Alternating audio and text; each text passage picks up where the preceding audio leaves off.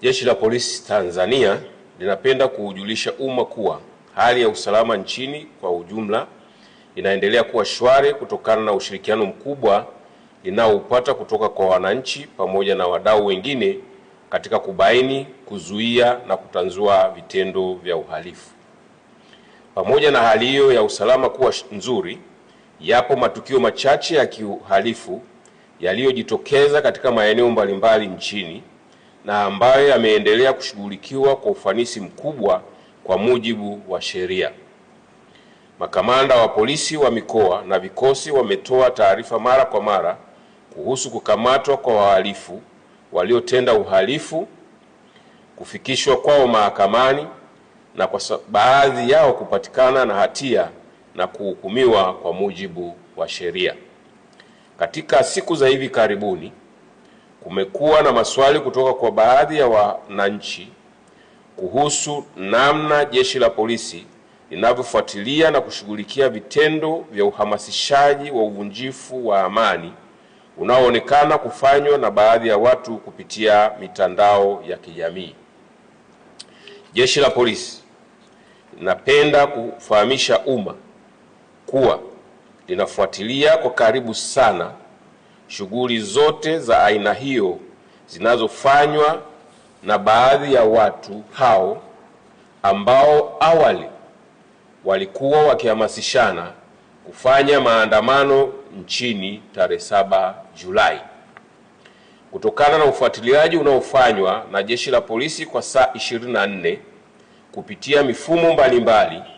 pamoja na kwenye mitandao ya kijamii, imebainika kuwa watu hao wameondoka kwenye ajenda ya kuhamasisha maandamano yasiyozingatia matakwa ya sheria na sasa wanahamasishana kufanya vitendo vya uhalifu. Miongoni mwa vitendo hivyo ni kuhamasisha kufunga barabara, uchomaji moto wa shule ili kusababisha taharuki kwa wazazi na walezi, kushambulia wananchi, kukata watu vichwa na kuua baadhi ya watu,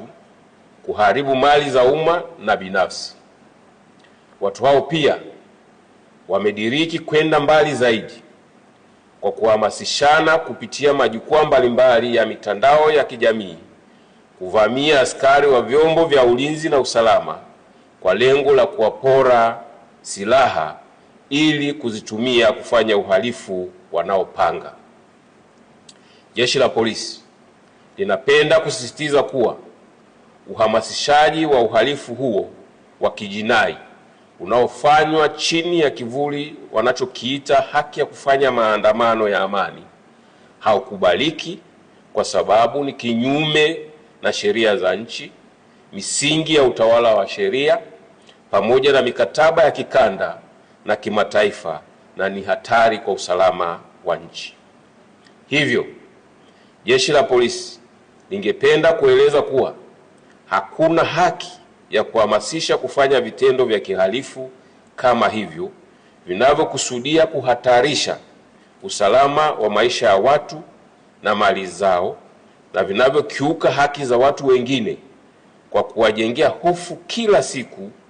na kutaka kuwanyima uhuru wao wa kufanya shughuli zao za kila siku za kujitafutia kipato.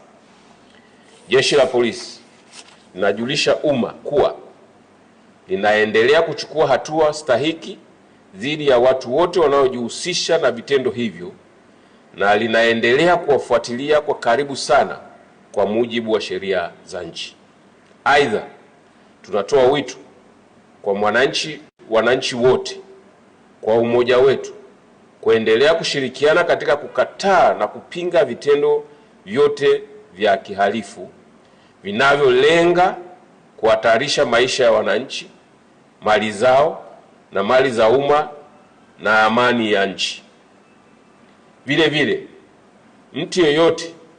anayepokea ujumbe unaohamasisha uhalifu wa aina hiyo anashauriwa kutousambaza, bali kuufuta na kutoa taarifa kwa vyombo husika ili kuchukua hatua. Mwisho, Jeshi la Polisi linawahakikishia wananchi wote kuwa hali ya usalama nchini itaendelea kuwa shwari, yenye amani, utulivu na usalama, kwani vitaendelea kulindwa na kudumishwa kwa ushirikiano wa karibu sana kati ya Jeshi la Polisi pamoja na vyombo vingine vya ulinzi na usalama.